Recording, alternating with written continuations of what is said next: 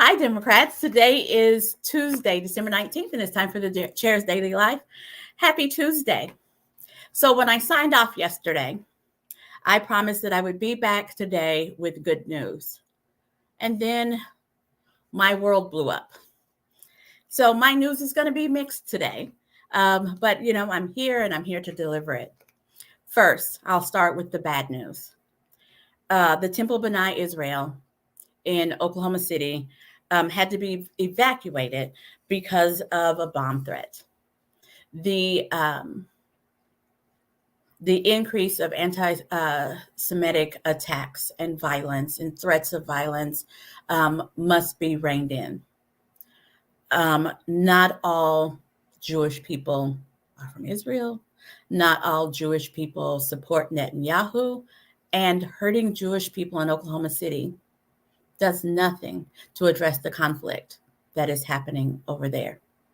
I don't even understand what is happening in our world, why folks have time to look for fights, why folks have time to look for ways to harm others. But that's where we are. Speaking of harming others, Governor Abbott of Texas is ramping up the rhetoric about immigrants across the southern border and has decided to pass a law allowing local Texas law enforcement to arrest migrants as they cross the border. That's way outside of his jurisdiction, and he very well knows it. He's decided to add insult to injury, pick a fight with the president in this last couple of weeks of the year, and cause further harm and trauma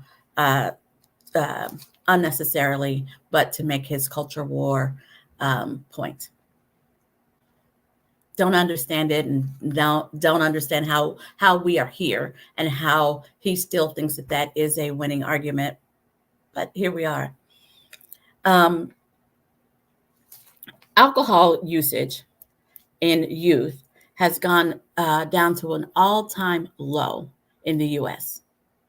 Less and less teens, less and less preteens are using alcohol than they have been in the past. And that's part of my good news, guys. Part of my good news is there are less young people walking around drinking alcohol, which I'm going to call that good news and move on.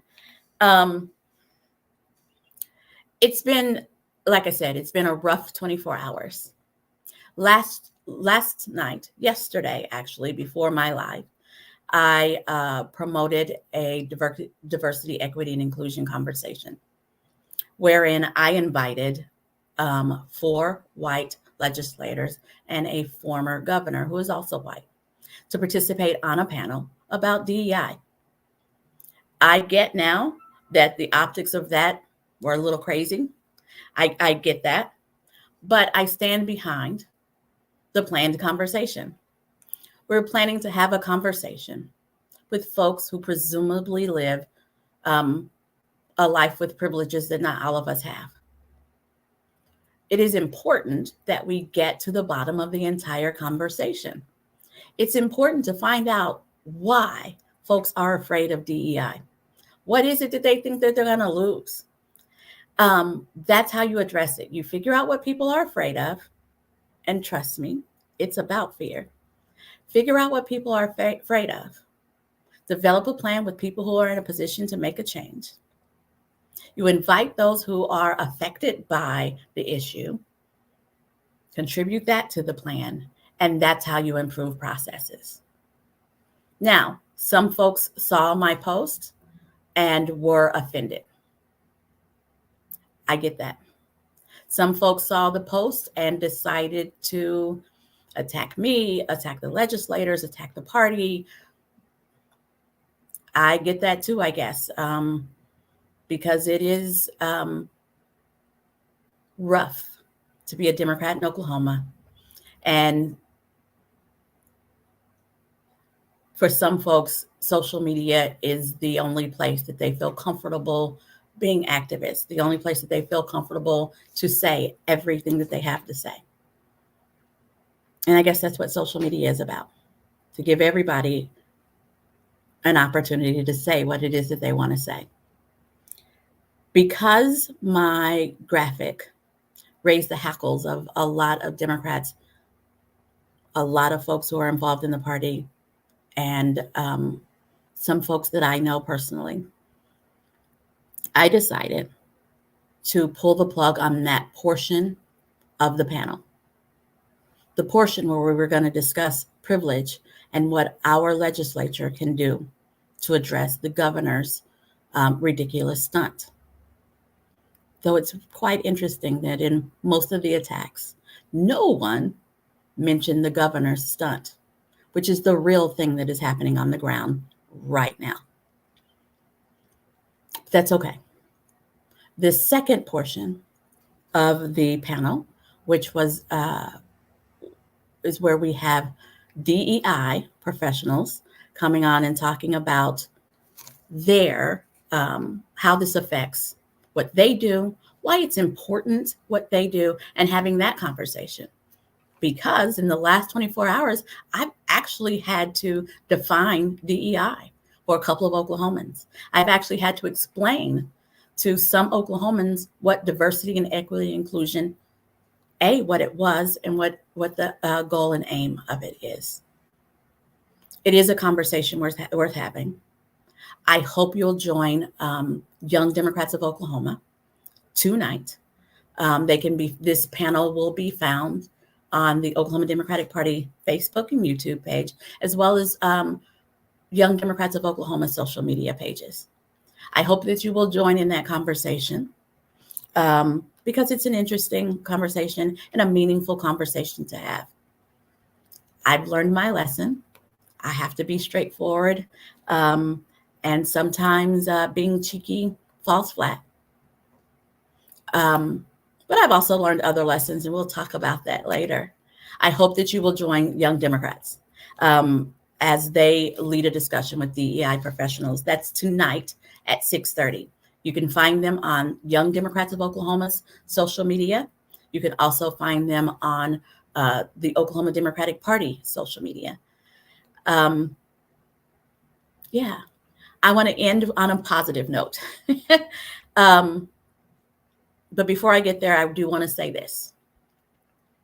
I think that it's important that we normalize admitting when something we do affects others negatively, timely, without running it through a machine, deciding what the right thing to say and do is. I think it's important that we do that and that we normalize it, which is why not only did I address it, not only do I address it with the elected officials who were brave enough to agree to participate, but I publicly addressed it. It's important. Got to take my legs. It's heavy is the head that wears the crown. So I get that. But I also think that it's important that we normalize recognizing that folks are human. And if you're not ready for that, I get it. I know. I get it. But that's where we are. Okay, enough of the heavy. I want to end today with which was supposed to be my last live of the year. And I think it still will be my last Facebook Live of the year. So I will say, Merry Christmas, Happy Hanukkah, Happy Kwanzaa. And for those of you who don't celebrate, I hope you get opportunity to spend time with those that you care about. I'm going to end it with that. And I just want to show you some very interesting visuals so we can all leave with a smile. Look at Black Santa. I'm just going to say he slays. Next, we have Cowboy Santa. Differently abled Santa. Farmer Santa. Native American Santa. Pilot Santa. Sensory Santa. Sign language Santa. Let me say ASL Santa. Trucker Santa. and just the traditional Santa. I hope those images made you smile. I hope that as you go into this holiday season, that you will rest, because we got a lot of work to do in 24. That you'll hug the necks of those that you love and care about, and that you'll come back in January ready to fight. Have a good evening, and I hope that you're able to join the panel this evening at 6:30.